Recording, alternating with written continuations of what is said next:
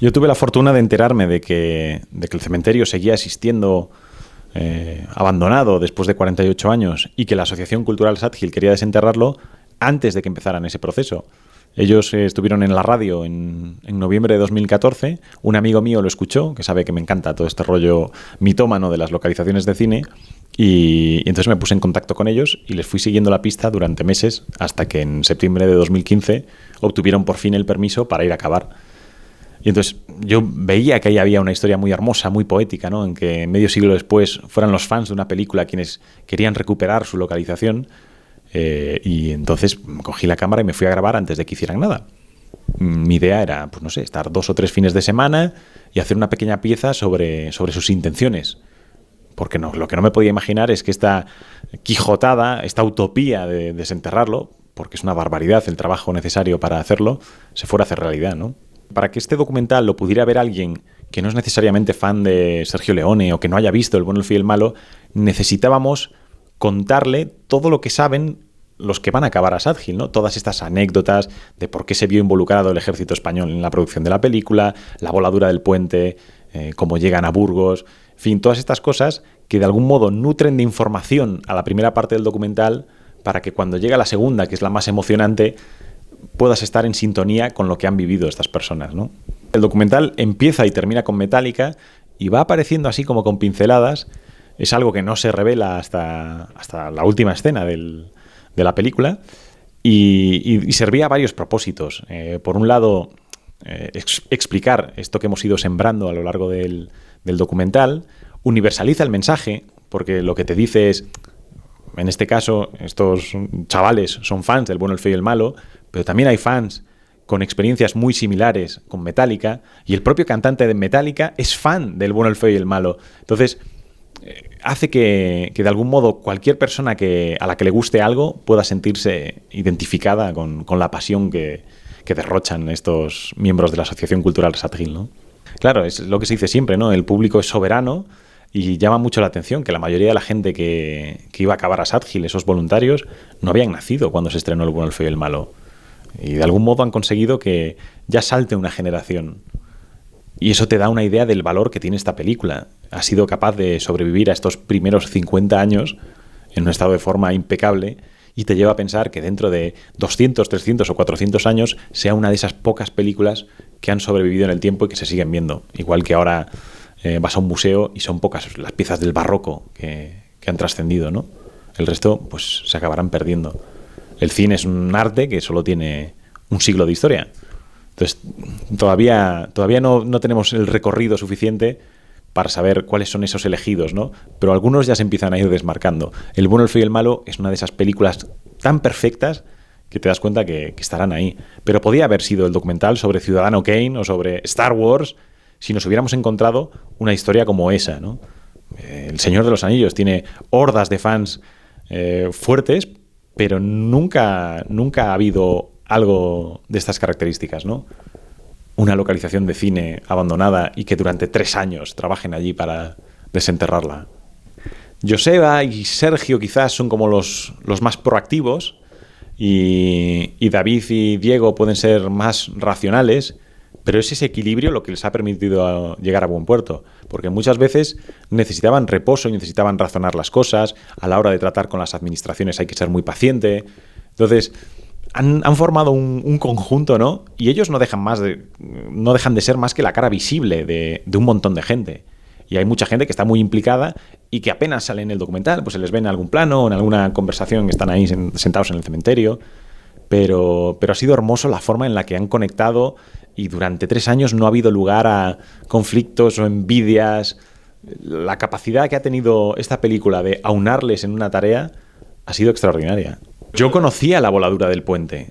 Esto que se contaba de que en El bueno, el feo y el malo habían volado el puente de la escena cuando ninguna cámara estaba grabando. Lo que no me esperaba era encontrarme con 15 versiones diferentes de por qué se llega a eso.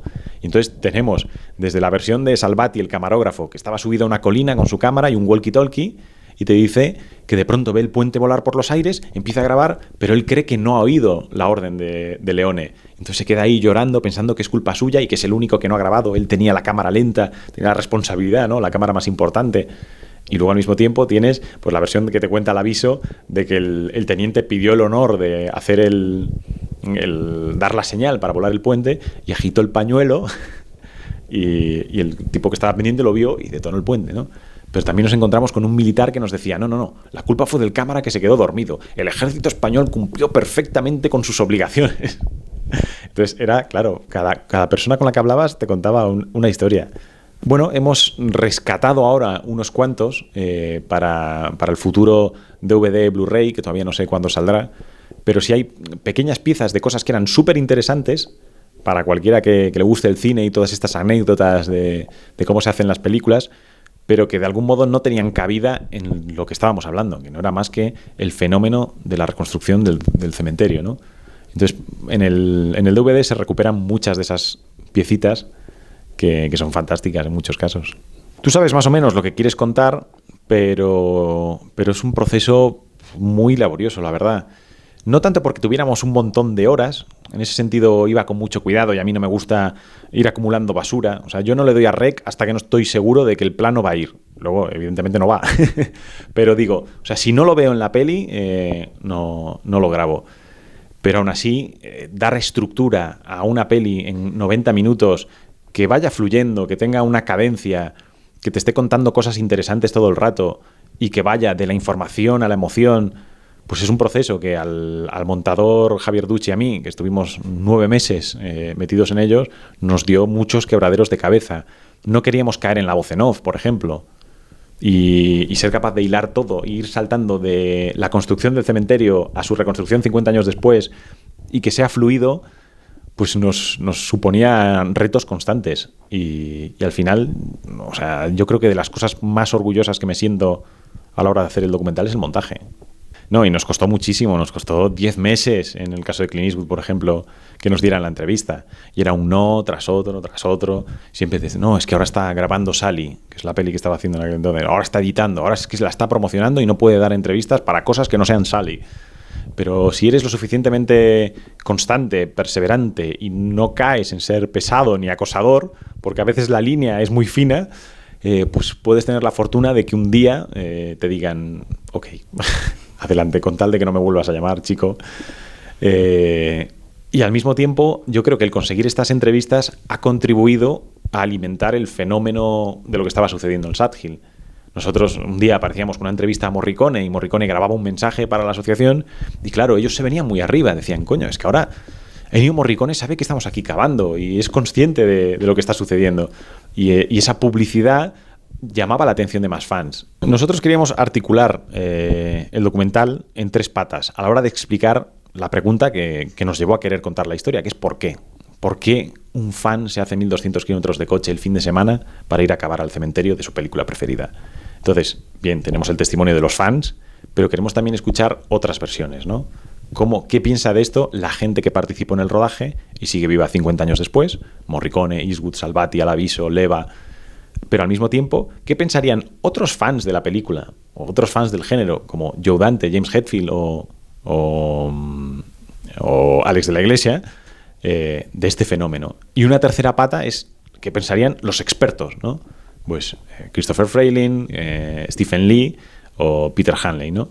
Entonces, con eso podíamos dar 3 puntos de vista diferentes que arrojaran algo de luz a por qué una persona es capaz de hacer una utopía, una quijotada de esta envergadura a cambio de nada, ¿no? Bueno, alucinan. El único que realmente le rompimos los esquemas yo creo que fue Morricone, que no entendía nada. Morricone, claro, como no había estado en el rodaje, él no sabía si eso era una localización construida para la película o si era un cementerio de verdad. Decía, un cimitero senza morti, nos decía. Y le costaba un poco entender. Como, entonces los fans están reconstruyendo el cementerio. Le parecía una locura muy, muy abstracta, ¿no? Decía, pues no sé, me parece un poco... no sé si escatológico. Pero en general la reacción era de pura admiración, como la que tiene Clint Eastwood, que les dice, os admiro por tener esa clase de interés, ¿no? De 50 años después, ir al lugar donde rodé esa película y querer devolver al cine lo que os ha dado.